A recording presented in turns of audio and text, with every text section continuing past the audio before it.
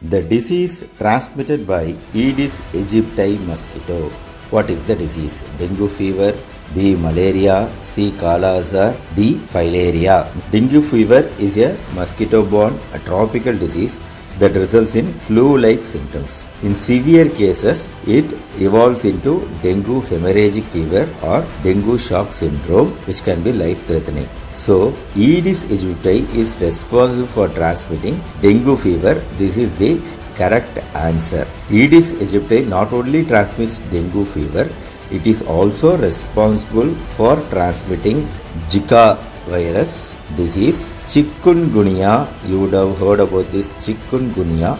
This is also transmitted by Aedes aegypti mosquito. Yellow fever is also transmitted by Aedes aegypti mosquito. So, dengue, Zika, chikungunya and yellow fever are all transmitted by the same mosquito, that is Aedes aegypti mosquito.